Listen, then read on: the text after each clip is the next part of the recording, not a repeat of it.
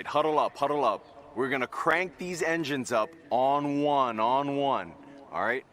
Wait, set. Drivers, start your engines.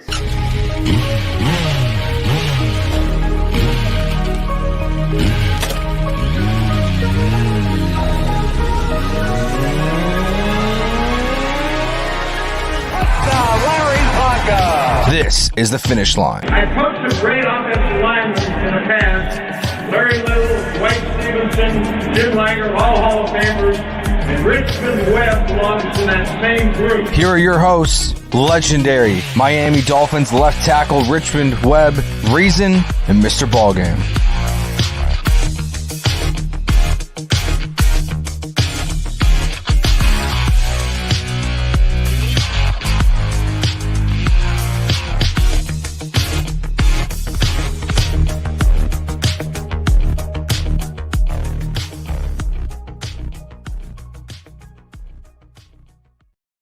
What is good, Fin Nation? What's good?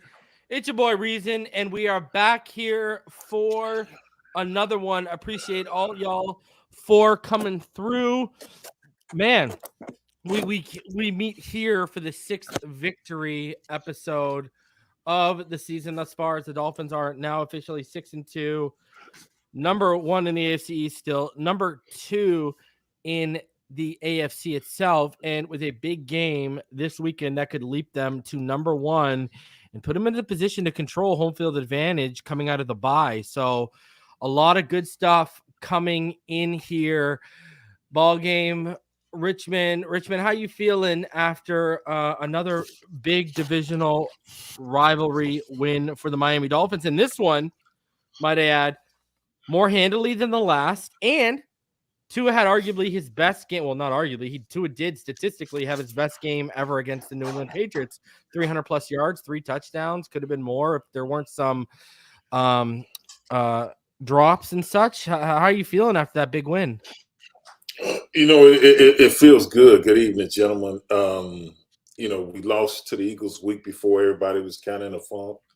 And understandably so after, you know, some of the bias that we all felt that happened in that game. But moving along to get back in Miami, Hard Rock Stadium, playing a division opponent and coming out with a win, you know, and playing the way we played, getting Jalen Ramsey back on the field, seeing him suit up and making his impact and presence known immediately. It was so many positive things that it was really good.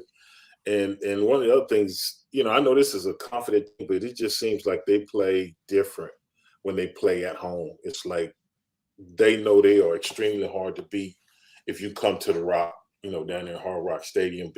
And I could see it. I love the swag. I love the way they carry themselves, this and that. So definitely, like you said, 6-2. I talked about this in the preseason show. We try to, you know, speculate or try to analyze and see where we're at. You to at this point in the season, I think you're sitting in real good shape.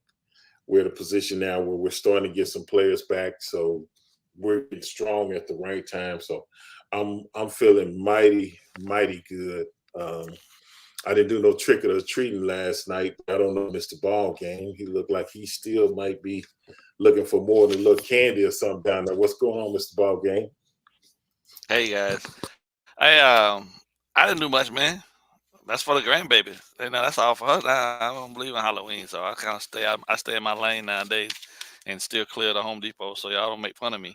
But as far as this whole situation of being 6-2, man, I think this is exactly where most of us predicted they would be. It was an unfortunate circumstance that we had to go through last week, but I think what this team figured out, hopefully, and the coaches did as well, is that you got to go out, man, and despite the odds, you got to fight through all the adversity, because nobody really wants you to.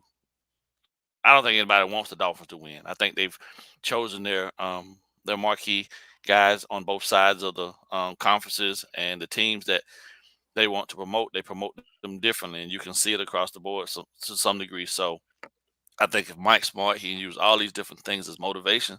Right? That's what I would tell my guys if I was in charge. Just use it as fuel to, you know what I'm saying, to fuel you every week because you know that the closer we get to the end of the regular season, if you're sitting right there at the top and you got to go through Buffalo to secure home field, there has to be something that's going to be said by somebody that's going to be negative, and that could be the little piece that you use to prepare these guys and keep them.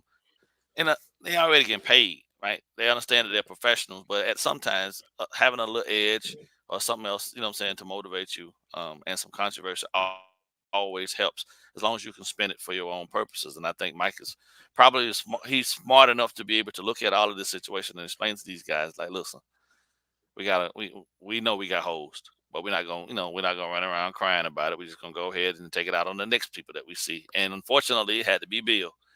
And now in 6 tries against Tua, you're right, Reason. This was arguably, without a shadow of a doubt, his most dominant performance against them. And it's unfortunate that he got his butt kicked by us, and then his protege, got fired by the Raiders. So, kind of a 2-part process of things that they got to process moving forward. And it's time for a new, it's time for a new king of the AFC, in my opinion. And why not us? Yep. I mentioned, I'm sorry I'm rambling, but I mentioned ahead. on Twitter, No. on X, and the guy was talking about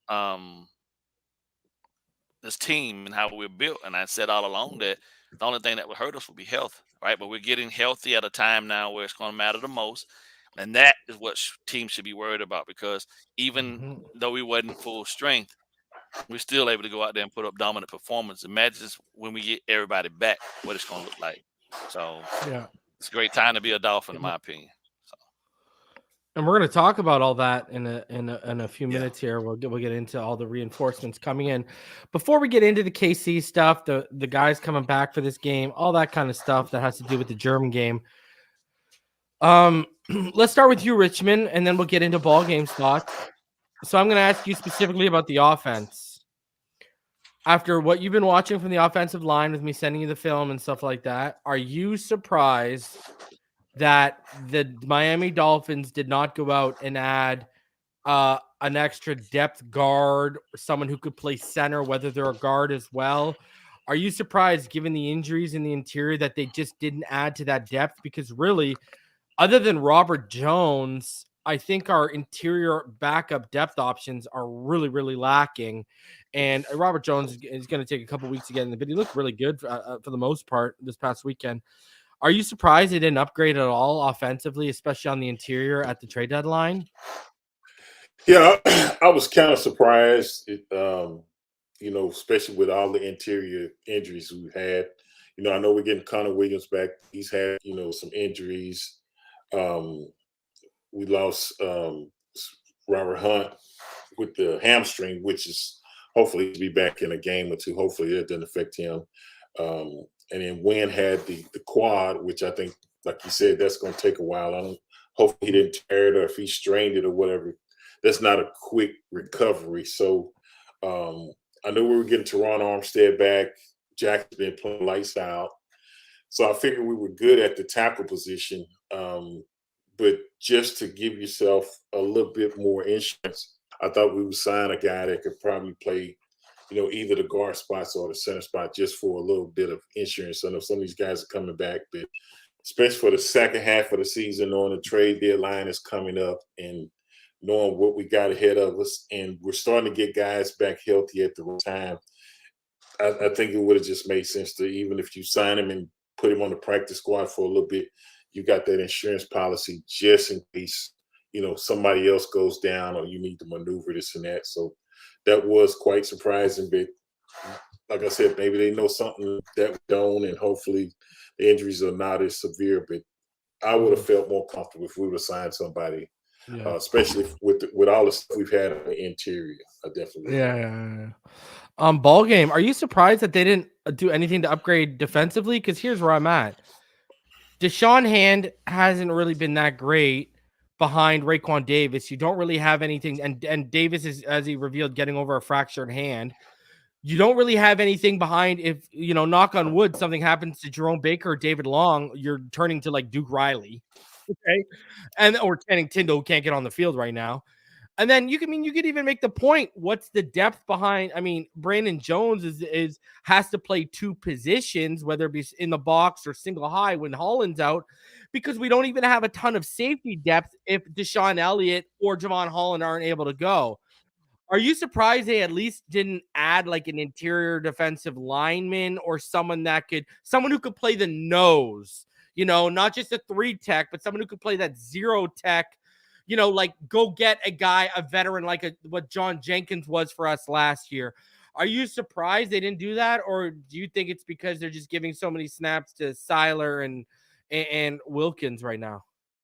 I think, to be honest with you, I think it's more along the lines that when you look at who we are and where we are, I don't think that unless you go and you got to pay through the nose to get it, most people ain't gonna be willing to give you anything without you having to pay a price that you don't want. And the negotiation tactics that Greer uses, guys they gotta feel like they won in that, and he's never gonna let somebody just feel like they won and got over on us. So I think they might have Didn't had Ezra Cleveland go I for like think a 6th?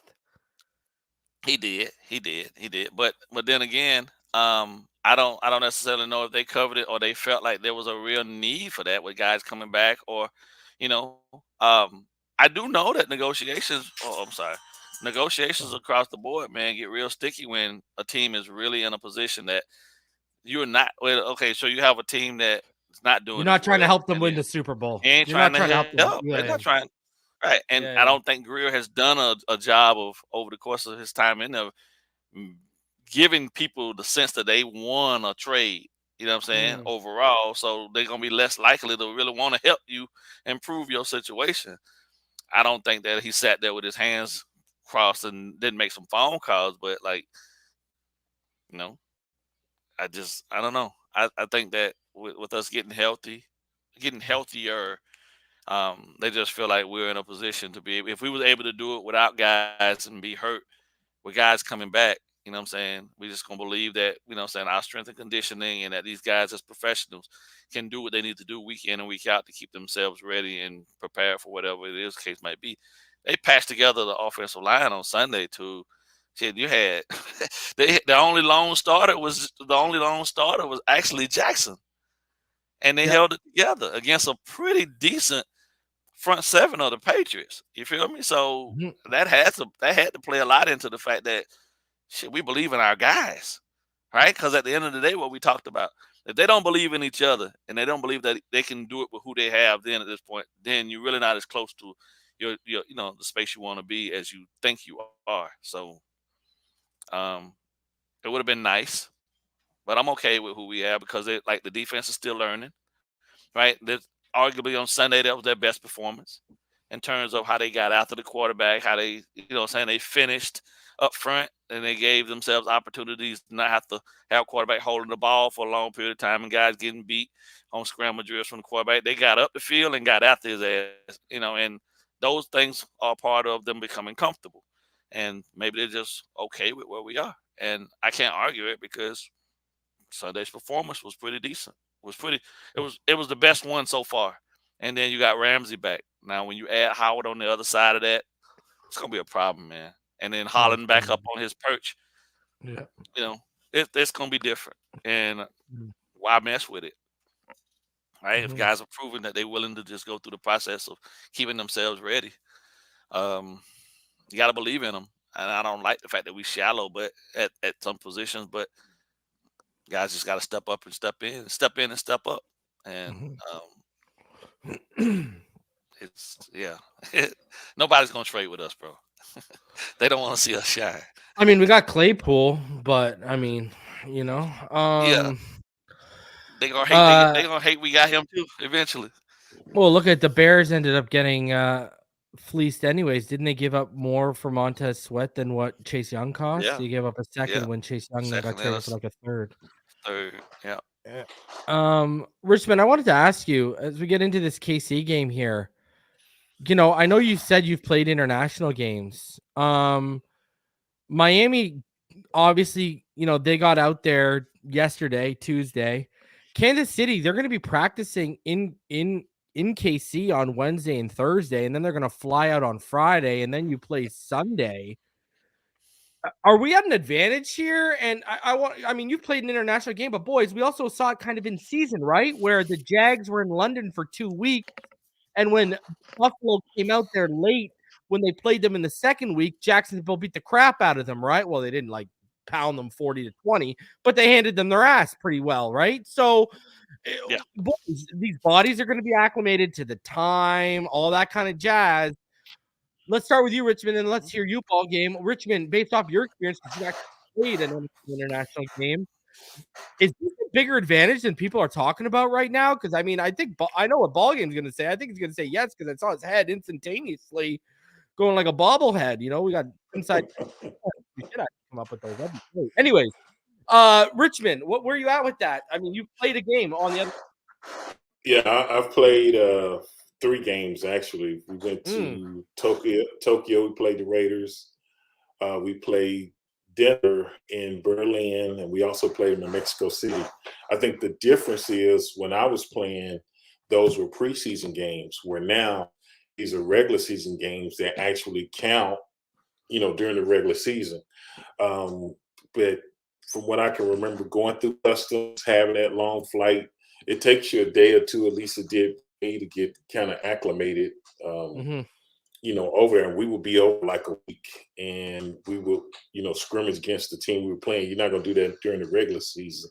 That's the difference. But to wait until, I guess, Friday to travel to Germany, and their hour, they're Central Time, at least we're Eastern. We're closer to that time zone than they are. And most of the time you turn the game on over here, it's like 9 o'clock in the morning or something, the game has started. So even though you're overseas, your body, you got to try to adjust to the time zone. And to me, that's just not enough time. I'm surprised doing it like that. I don't understand it, but, it could be a huge advantage for us because I don't know what the weather is in Germany right now, but, I don't understand it. I'm trying to figure out why we wait late, knowing where they are in the season. I could see if you were a team that, hadn't, didn't have nothing to play for, you had injuries, you're not in the playoff hunt, this and that. But if you're sitting in first place, why wait that long? And I try and come up with something for them, but I just don't understand it. But I think it will be more of advantageous to the Dolphins than it would be to Kansas City, because I just don't think you make that acclimation that quick. And even when we went from, say, Miami to like Seattle or California, we'll go out on Friday. If we play Sunday or Saturday, it gives you a couple of days to try to get you acclimated. And I just think with this being a much longer flight, stuff like that, I don't understand that. But I would say it's definitely a advantage for the Dolphins, getting over there like they did the week, adjusting to the food. Everything's a little different. It's not like everything, but it's not home to me. So it's like, I don't understand it, but yeah, I think definitely the Dolphins, they're giving the Dolphins an edge in this game. I don't understand travel on a Friday and got to play Sunday. That's a quick turnaround. Shout out to Pro Special. He says Sunday because he's out there right now. Sunday's going to be 54 degrees. That's 12 degrees Celsius up here. It was -1 degree Celsius this morning when I walked my kids to school because they only live about 4. School's like literally 4 minutes down the street from me.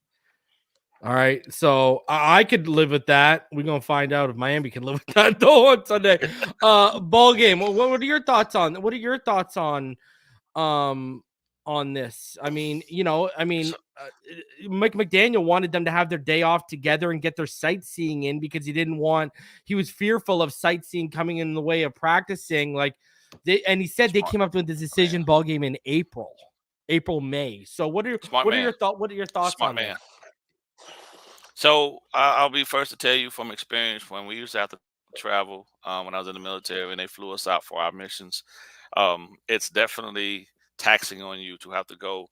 When people talk about flying from the East Coast to the West Coast with a 3-hour time difference, that's small potatoes compared to when you got to add in anything over 6 hours. 6 hours, 7-hour time difference throws everything about what you do off. And it takes generally anywhere between 24 to 36 hours for your body to acclimate itself to the change, and then for you to be fully. That's just your sleep pattern, right? To get to adjust your sleep pattern so that your circadian rhythm doesn't get thrown off. By him going out early, that gives these guys a chance to actually be able to adjust their sleep pattern so they can still get the amount of sleep that they need, and then at the same time be comfortable and their bodies not be stressed behind having that much of a time difference be there, and then them still be able to enjoy going out on Sunday and performing their jobs. Kansas City is doing a huge disservice to their team. I know a lot of that has to do with the fact that they came out with a report on Sunday after the game during the game that Pat was dealing with flu. He was dealing with the flu a bit, all this other stuff. But at the end of the day, you hurt your team in all sorts of ways when you got that much of a time difference and you don't take into consideration any of that. You fly out on Friday, which means that you're losing time technically because it's ahead, right? So you're not really gaining any. You gain going to the west. You lose time going to the east because you're going forward, and that's just bad. That's just bad planning all around. So kudos and hats off to the Dolphins for making that decision early, right? Because I think it's probably going to be the one thing that's going to make a huge difference for them. They'll be fresh, rested, and ready to rock and roll against Kansas City. And Kansas City going to be out there looking like ghosts of themselves. I guarantee they won't. And that'll be another reason. I'm telling you now, just watch. There's going to be a whole bunch of other BS when we beat them. It's going to be, they just didn't give themselves time. Well, you could have thought about that. Miami made their decision in April. They made their plans. You knew the game was coming. You found out exactly the same time. Put your team in the best position to excel. And the fact that they went out a whole week early, I applaud him for it, bro. That's just genius. Because you figure they played Sunday. They got on the plane, last night? They arrived last night. They left. Yeah, they arrived Monday. They arrived Tuesday evening, I want to say. So at clockwork now they're in that process of reacclimating themselves to the time difference, right? Sleeping in a different space. Body got to be comfortable, man. At anything, just like anything else, at any level, right? When you are a high performance athlete, your body has to be in tune with the surroundings, and you have to adjust. It just can't just hop up and just go and perform. You got to actually go through the steps, and there's proper steps and protocols for that. And the fact that the Dolphins recognize that, it's going to put them in a position to be successful on Sunday. I believe it's going to be one of the key things. They're going to be fresh and ready, and Kansas City won't be. I guarantee you, they're going to look groggy. They're going to be groggy and half a step behind, and it's going to be, unfortunately, their fault. Bad, improper planning is going to be the downfall for them on Sunday, up against a team that's fresh and ready with something to prove. So it is what it is. And it gets even better. I know we got Jalen Ramsey back, but gentlemen, reinforcements are coming for the Miami Dolphins. Terron Armstead is practicing. He could come off IR for this KC game, which I've been telling my Patreons lately. It's been looking like Connor, X, Ramsey, and as well as Connor, Terron Armstead are going to be back for this game. This had always been the vision, and this is why they were holding out Connor Williams and Xavier Howard a little longer. Connor Williams was helped by being held back, said Mike McDaniel. He'll be back to practice this week. Robert Hunt is just day-to-day. He's going to try to get into practice. Not today, though, but probably tomorrow. And Javon Holland is out of concussion protocol. On top of that, gentlemen, Xavier Howard said today, and I quote, "I feel great. I'm ready to play." So we might we might be fielding our most, secondary wise, we'll be fielding our most healthy secondary we have all season so far. And, even if Wynn ain't out there, gentlemen, even if Robert Hunt can't go and you got to go with Lester Cotton and Robert Jones, don't y'all feel a little bit better with Connor Williams in between them at center and Terron Armstead on the left side of whoever's at left guard, and Jackson with the way he's playing, whoever at right guard? By the way, Richmond, I don't know if you saw that game film and saw Kyle Duggar put Austin Jackson on his absolute behind, but that was ridiculous when I saw safety just absolutely flatten Austin Jackson on the screen. Yeah. Woo! And you saw Austin Jackson dipped his shoulder like he thought he was gonna lay it, and he go pop. But Kyle Duggar, a dog though, bro. he's a dog, man. What are your guys' thoughts? We'll start with you, BallGame, because a lot of these are defensive reinforcements, and then we get Richmond's thought on this. What are your thoughts with this reinforcements coming back? Javon Holland back, X back, have a healthy secondary, and then Teron Armstead and Connor Williams might be ready to go this weekend too. You see the smile, right? Oh yeah. Because now we get to officially see guys back in their natural positions, in the positions that they're supposed to be in, so I can have people stop beating up Cater to who for being on the outside boundary. He can go back inside to the slot. X can assume his spot out there on the boundary. Jalen can lock up the other side, and then where's Pat going with the ball?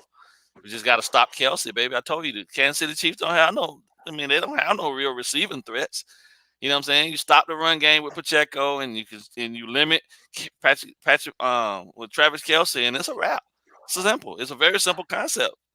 And they box themselves in when they let the most dynamic player in the NFL get off their team and come to the Miami Dolphins. And then the reinforcements we get on the other side. You know what, bro? I would be honest with you. I wouldn't be surprised if you see Liam playing at center and they slide Connor in at the left guard spot, and they have Hunt at that right guard spot. You can see all these different combinations, and I don't think at anything at this point right now, these guys believe in each other enough that it won't matter who is in what position. You feel me? Like, they really believing in each other. They are rallying to the call of, we can only do what we can do, but we can only do it together. And I believe that Mike has solidified that in their minds, man, and it don't matter, bro. These dudes are out there playing for each other. And I'll tell you exactly why there's no individual ball being played on this defensive side of the ball, because when the ball was thrown out to the flats on Sunday, there was two guys out there holding the guy up, and Brandon Jones came out of nowhere and cleaned him out. I think it cleaned him, destroyed him. You know what I'm saying? Yeah. That's the Malachi crunch, bro. That's what you live for. I'm just saying, if the guys can't get him down, somebody got to come clean him up. Don't leave a man out there on the island by himself all alone. Clean them up, and you celebrate that. You know what I'm saying? They rallying for each other. Every big hit, every big tackle. They guys are, they're having fun now. And this is what we've all wanted to see, man. These reinforcements coming back, bro, it's going to make it that much more sweeter. Yeah. Your thoughts, Richmond? Armstead's back, Connor's back. Run game could take a little bit of a leap with those guys back. What's your thoughts on those guys coming back? Yeah, I was sitting here thinking about that, and it just, BallGame said something that I started thinking about. I was like, if they leave Liam Ockenberg at center and put Connor at left guard and Armstead at left tackle, it would be a nasty left side right there. I mean, because I always thought Connor was a better guard than he was a center. I know. And it seems like, I'm not saying Eichenberg don't have his issues at center, but I think you can I think they can be masked a little bit more at center than moving him back to guard. So I don't know if they'll do that, but I was just sitting here thinking about that when he said that. The other thing I thought about too is, this game has been highlighted for Cheetah Tyreek for a long time. And you get hyped when you go back and play. I mean, I know he has a ton of respect for Kansas City, this and that. That's where he started at, this and that. But I think it was maybe last week or right after the game, he actually wanted to go back to play at Arrowhead in Kansas City. He wants to put that work. So I know he wants to shine, this and that. I mean, I'm sure Tua going to spread the ball around and stuff like that, but that's the guy that I'm going to have my eye on is Tyreek Hill. But like I said, getting Armstead, Connor Williams back, and we still got a couple more weeks, and my brother A-Chan will be back. But we still got time for that. But all these people coming back at the right time, we're at the midway in the season, and it's almost perfect. We was able to weather the storm with backups and get the job done, and only come up with 2 losses, and then get all their forces back and be able to, get ready for the second half of the season. I'm excited. So, yeah, I think we're going to be really good, and I'm sure Tua is happy to see some of those big boys that, been out, get back in front of him. And so I'm you know, excited. with 91 receiving yards against Kansas City this weekend and Frankfurt on Sunday. Tyreek Hill will surpass the record he set last season for the most receiving yards by a player in their first 9 games of a season in the Super Bowl era. He already has the record. He set the record at 8 this year. He already has 1,014 yards. He only has to get to 1,104 yards to beat that record. So, and like you said, he's had this match. He's had this game circled, man. He about to pop off this weekend. You watch. He's gonna have a game. Yeah, because Waddle had the game last weekend. Now he's gonna have his game. Go ahead. I guarantee you, they have every. Can you hear me? Yeah, you're just delayed. Can you hear? Okay, I guarantee you, they have every wide receiver season. They have everything that's ever been a record somewhere tabbed, and I think Tua's shooting for it because he wants it for Reek. Reek's shooting for it because he wants it for himself. But at the same time, it all does the exact same thing for the team. It brings more attention to the team, and if you can do it all together, it just makes that much more of a sweeter process when it all gets done, and it's done in the Dolphins uniform. And I think that's their whole goal right now at this point. Feed the guys that are going to bring us the notoriety and the wins at the same time, and we can have fun doing it towards this goal of winning the Super Bowl. And I'm okay with it. It's a beautiful place to be right now, man. Yeah, for sure. Guys, over 420 of you in the room right now. Smash that like button. Subscribe if you are new. BallGame, you kind of were talking about something. It wasn't on the docket, but I wanted to bring it up here for us before we continue on here. Actually, you know what? I'll save it till the end because it segues for something later that we would get into later. I wanted to get into later. So, anyways, let's keep it rolling here. Let's get into the big question here. Will the NFL even let the Miami Dolphins win in the Taylor Swift era? And you're going to say, Reason, what the hell? And I'm going to say to you, well, after the Eagles game, is that not a fair question? Now, I got a couple things I want to say before I pass it over to you guys. Now, first of all, Clay Martin and his crew are going to referee the Dolphins and Chiefs game in Germany. Clay Martin's crew is the same crew that chiefed the Dolphins Broncos game, right? They call a pretty fair game when you look at them. They call, they're pretty even. I mean, you look at their games this year. The first week they allowed four penalties to each team. The second week, one had 2. The next had 7. The next week, 7-6. Next week, 4-2. 5-5. The week after that, 2-9. And then last week it was 6-3 in terms of the penalties they were calling for home and away teams. So also so all y'all know, Brad Allen and Dwayne Height, that crew that screwed us, they're not officiating a game this week. So I don't know if they're quietly handling this stuff because they're not all of a sudden they're not officiating a game. So that's kind of a weird thing. But okay, so we got that going on. All right. Here's an interesting thing. The Kansas City Chiefs have never had a losing streak in the Taylor Swift era. Now, her international concert, her little tour starts on the 9th. The game's on the 7th. I think she's in like Buenos Aires or someone, like she's in South America. I don't know. She made the quick trip to see him she flew over 1,000 miles from one side of the country to the other to see him after he lost to the Denver Broncos. So I don't know if she's going to make a surprise appearance. If she does make a surprise appearance, that ain't good for us. But because of the storylines and involved in all of this stuff, I mean, is it even good for business with what they're doing right now? And here's the other thing. I'll take it even further outside of Taylor Swift. Guys, remember last year when the NFL announced they were giving European and South American and Canada, they were giving parts of those continents to certain teams? Do you guys remember they did that last year? I believe we got Brazil, right? Is that who we got last year? I think we got Brazil. Well, guess who got Germany? Yeah, we got Brazil. Yeah, we got Brazil. Guess who got Germany? Chiefs. The Chiefs. So it's also in a area where they're trying to expand the Chiefs fan base out. So I ask you guys, I'll start with BallGame because I know Richmond gonna sit on the fence because he still wears the shield a little bit here, and he don't want to do, rightfully so. He don't want to do anything to affect that gold jacket that he rightfully deserves.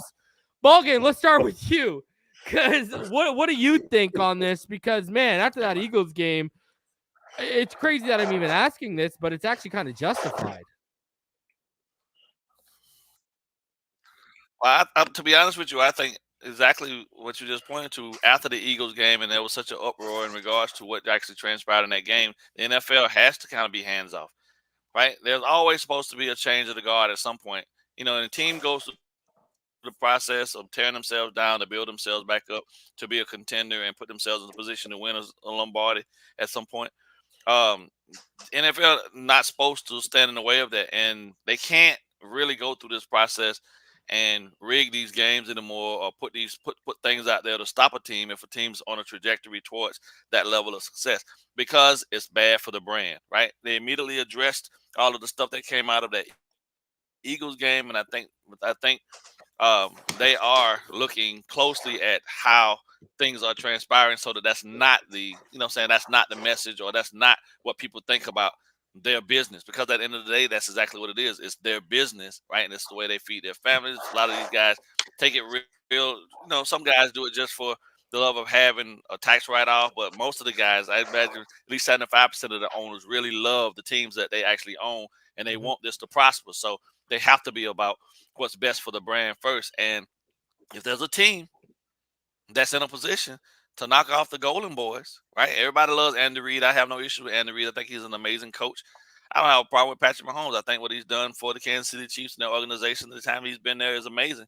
But all things need to come to an end at some point. And if the Dolphins are the team primed to do that, I'm okay with doing it. And as long as the NFL know without a shadow of a doubt that if they step in or they intervene in that process, it's going to hurt their brand, I think they'll be smart about it and look at the business model and say, you know what, we just got to let things happen as they are and get on the, stay right in the middle of things, right? And as long as that happens, I believe we'll get the best of what's to come in the NFL, because once they do meddle or they don't control different aspects of the game, that's where you have issues with the money, and nobody wants to screw up the money. So I believe we'll have a fairly officiated game on Sunday, and what will come out of that game will be what's meant for us, and we'll come away better for it. And like we'll do our predictions later. I'll just hold that for then. But I think the NFL is smart, a lot smarter than most people give them credit for. And I know Taylor Swift has a huge following, but they don't put on no uniforms. They're not the ones out there taking, saying, yeah, they're not on the field. So they could be in number support as much as they want, but at the end of the day, the guys got to get out there and play this game, and I believe we'll be the ones victorious when it's all said and done. So, yeah. Listen, I got to shout out Scotty Joe 22 says Holland will pound Kelsey all night long. My friend, phrasing, brother, phrasing, please. Phrase. Pause. Bro, there's not enough pauses in the world for that one. Yeah, Richmond, what are your thoughts on this situation? And I'm asking a fair question about them like protecting the brand. That's all. Oh, it's all about the brand. Now, as far as the officiating crew, and it's probably done the same way. Like the reason they're not doing a game, coaching staffs can turn in, calls that they feel that should have been called and didn't. If you miss enough of them, the NFL League's office reviews those, and that's probably why they don't have a game. And if you continue to do that, they will get rid of you. So I think that was justified, because I think it was just blatant. I'm not saying that you're gonna make every call or you're not gonna miss some calls, but it shouldn't be that one-sided. So it doesn't surprise me that they don't have a game this week, and maybe it's like a wake-up call saying, hey, it's an honor. It's you get an opportunity to do something that we got people lined up to want to officiate. And if it's not a shortage of people saying, well, no, I'd rather go do this or do that. You know what I'm saying? So it's like that. But as far as Taylor Swift, I think the NFL looks at that as that's a money play. I mean, if you look at typically, you get a entertainer, a singer like that, typically for the Super Bowl. And with her being who she is and the magnitude of her fan base, anytime she shows up to an NFL game, people that normally don't watch football, which is probably a lot of young girls or whatever most of her fan base is made up, they're going to tune in because they've already got word that Taylor Swift is going to be on TV and they want to get a look at her, this and that. So that's driving money to their bottom line. So, like you said, Brent's Airways, that's a long flight, but hey, she might be at the game again. And if she is, I think everybody will know this and that. And as far as, they're giving Germany to, the different regions, fan bases and that. Brazil makes sense to me for the Dolphins only because it's such a diverse city, a lot of, Hispanics from South America. I feel like Cuba would have made more sense, but because of the Cuban population in Miami. We already got Cuba. We had Cuba since we had a story back in the 90s with well, he's probably grown now. It was Elion, little kid that had Elian Gonzalez. Are you about to tell me about Elian Gonzalez? You remember the kid on the raft? The kid on the raft or whatever, the makeshift raft? Yeah, that was Didn't y'all send him back? Didn't y'all send him back? Yeah, but he didn't go right back. Oh no, he can't. Oh no. His family was trying to make it seem like he wasn't going back.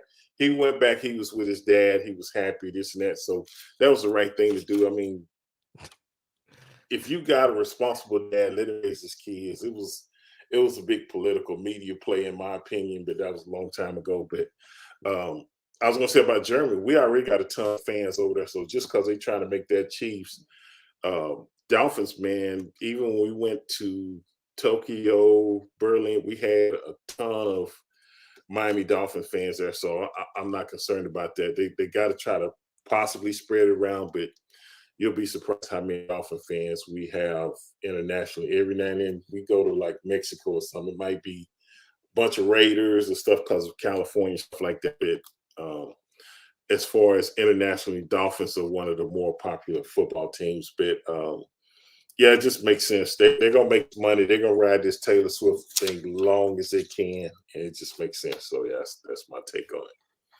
Ronnie says a Dolphins player needs to take one for the team.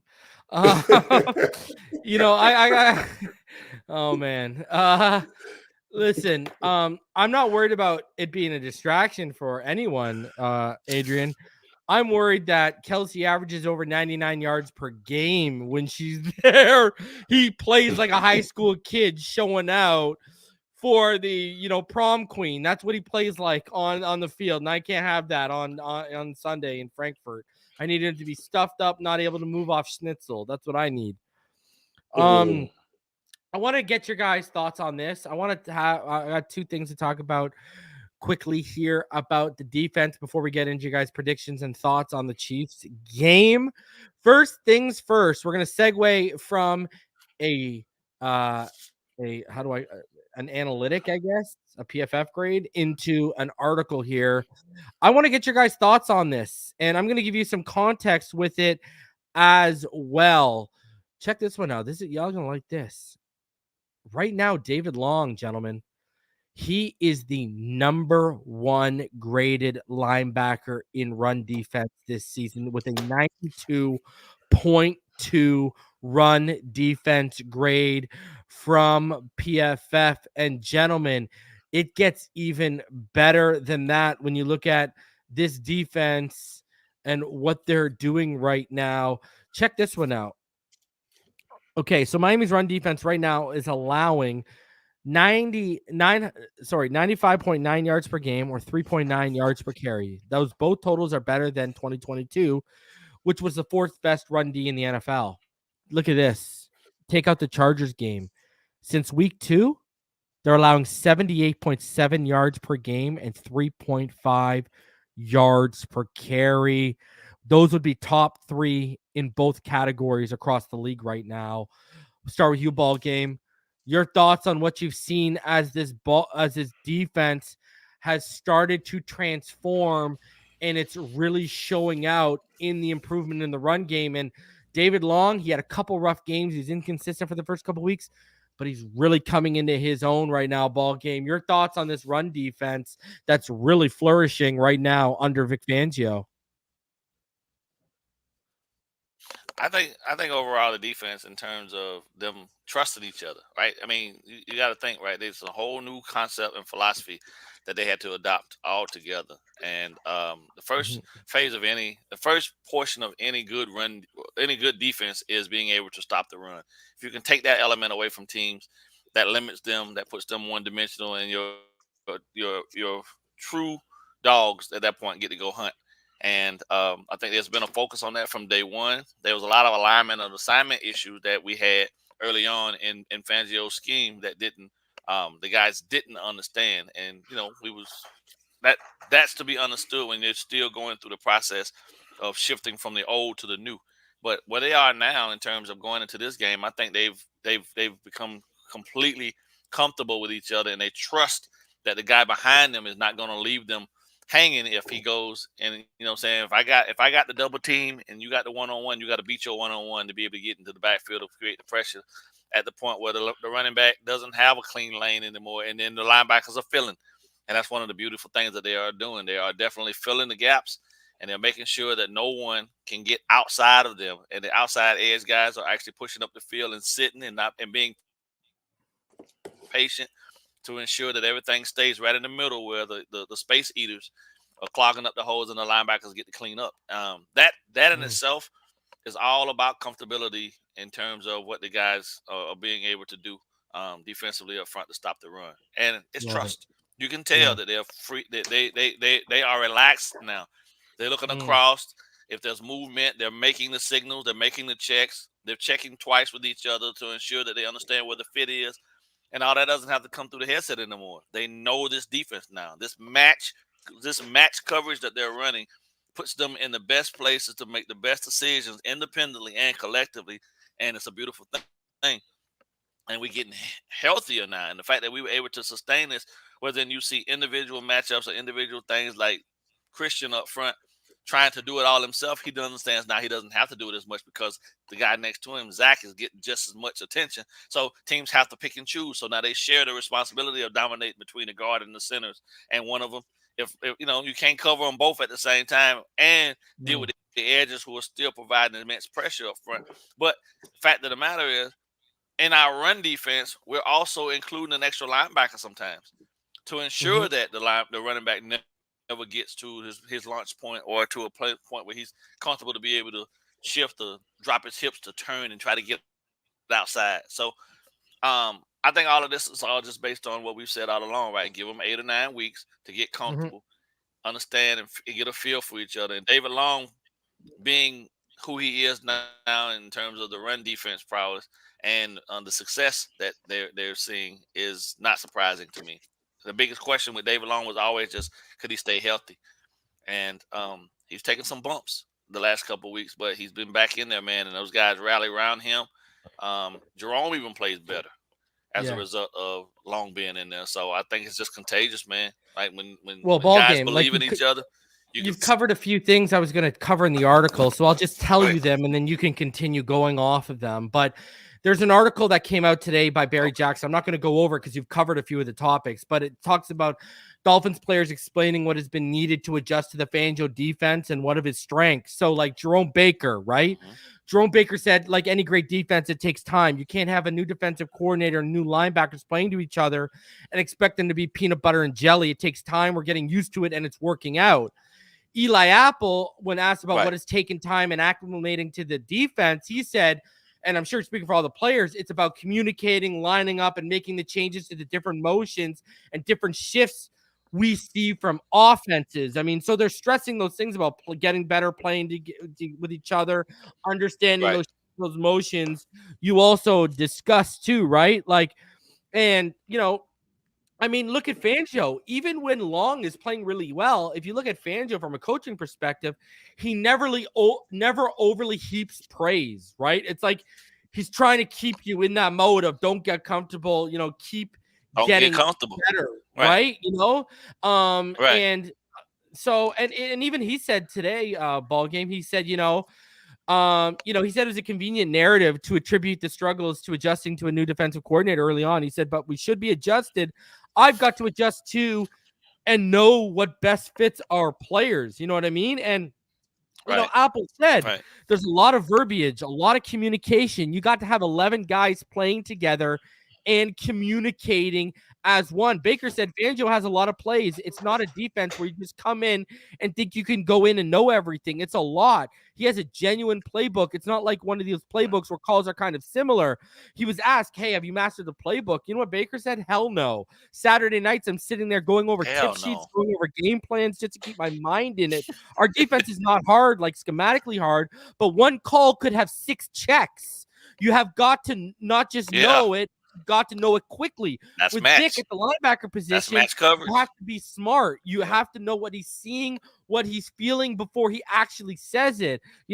Like a lot of times he said, I'm like, all right, he might have called this, but I know what he meant. He wants man coverage, but he wants the front like this. I might have to change the front. You really have to know your stuff. And he said our last defense with Boyer, once you called it, that's how you were playing it. Right? It might be I'm talking to DB. We might work together, but it's not our whole defense.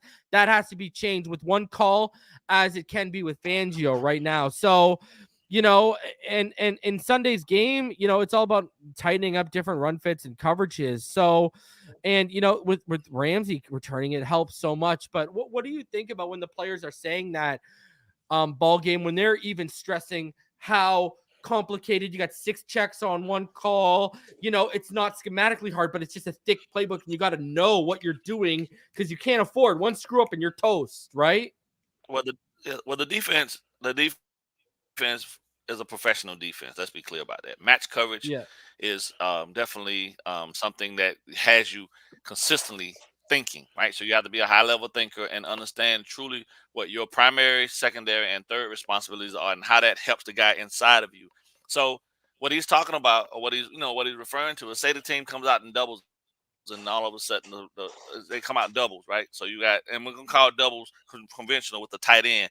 And then they say that the backside slot receiver comes front side now to the strength side. I'm drifting away on y'all. That's crazy. Can you see that? I'm fading out. Oh yeah, you look like a ghost, but we can see you.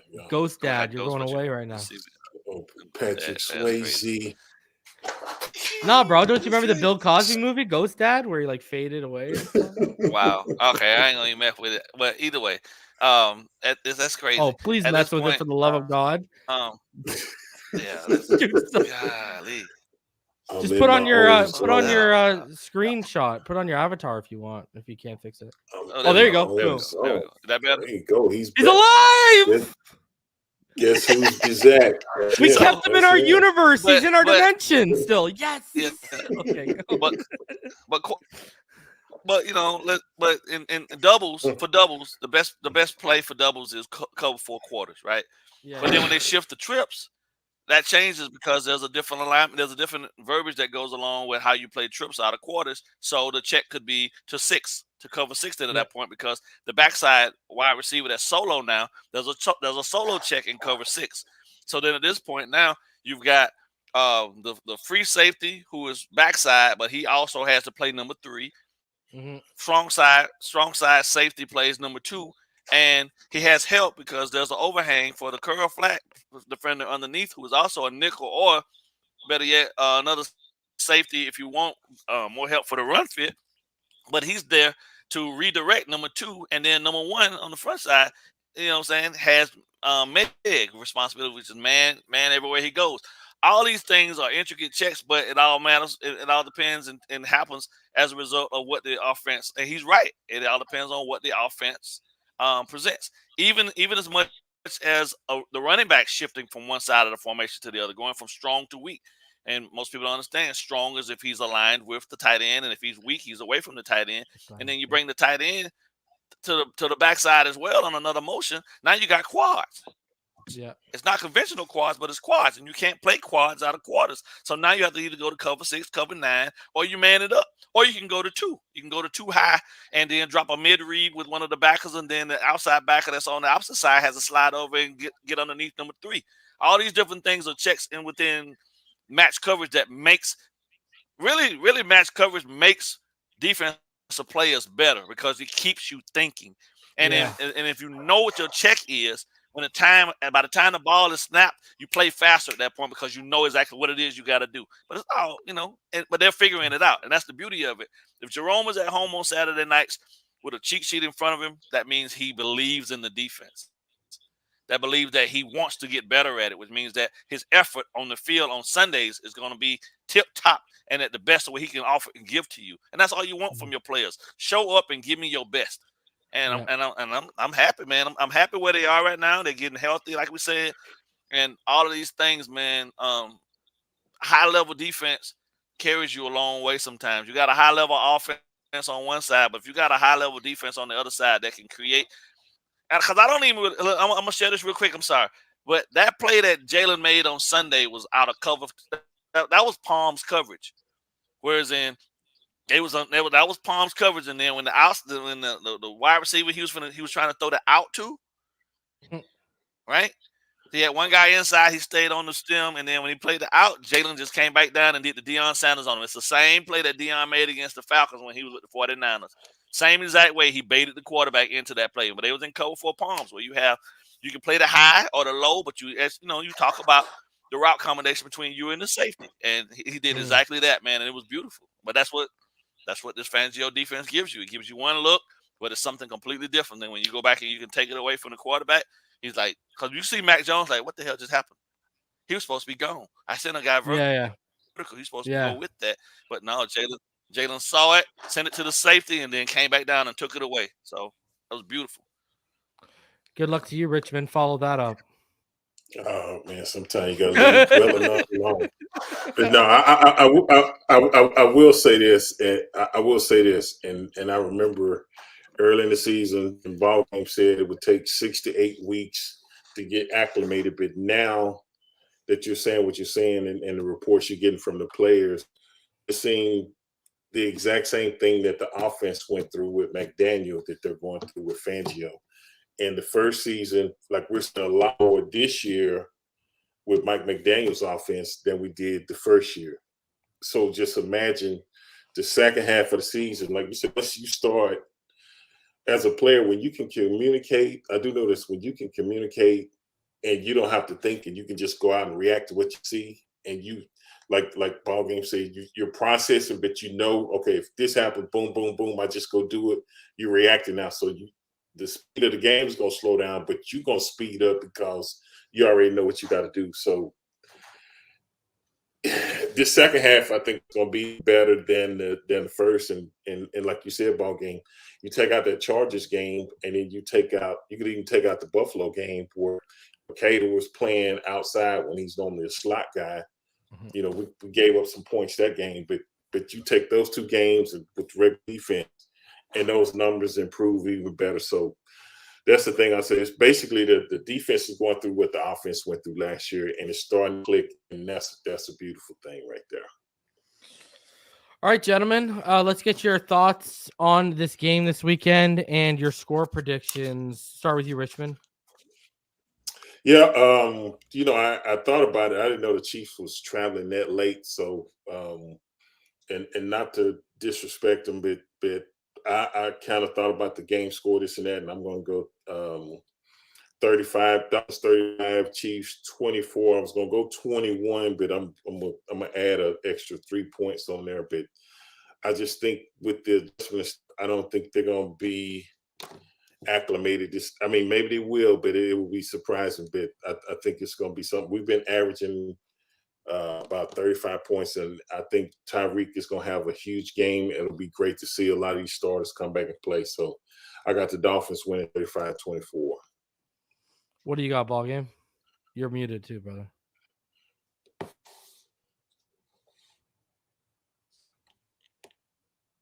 You're good. You're good. It's good. You're muted though. You're muted. We can't hear you. You're muted. Yeah. Yeah, they're in a groove right now, man. You got me now? Yeah, you're good. Yeah.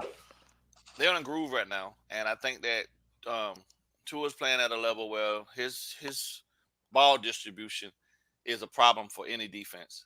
And it doesn't really matter what coverage you're throwing at him right now. He's finding the open man, and he's going through his reads. He's comfortable back there. And that's a problem because all of these guys are over the top, anxious and ready for the ball to be thrown their way, and they're doing all the dirty work and all those things. So for me, I think that them traveling as late as they're traveling, that's setting them up for failure. I think that the Dolphins are going to be fresh, ready, and looking forward to this game. It's not a home game for them, but in the same sense, it's a game that matters. So I'm going to go with 35. I'm going to say 35-21 as well. That's what you said, 24, Richmond. I'm not going to give them that other field goal. I'm going to say 35-21. Tyreek gets the yardage that he needs to move into, set the record or what the case might be. And we go ahead and establish ourselves as the dominant force in the AFC. It's hard for me to see how they're going to travel on Friday and be ready to play on Sunday. They got to get out there and do it anyway, but be mentally and physically ready for that. That's a hard sell for me to believe that they're going to be able to do that. And I don't know. I know even when I was in the military and we had to go to Germany, it took us 2 or 3 days before they had us activated to go do our mission. So you need that time, bro. So God bless them, but you're walking into a buzzsaw. So. All right, guys. I'm going to be back tomorrow, 5:00 p.m. Cover 4 podcast. Me and Omar Kelly for our once-a-month meeting. Make sure you check that out, 5 p.m. Friday, 5 p.m. I will have a preview of the game in Germany, and then we'll be live 9 a.m. on Sunday for the live reaction. It's an early one to get your coffee, get whatever you got. But make sure you check me and Omar Kelly out tomorrow. It's going to be a good show. You're not going to want to miss that. As always, thank you, Richmond. Thank you, BallGame, for joining me. And guys, smash that like button, fins up. Have a fantastic night.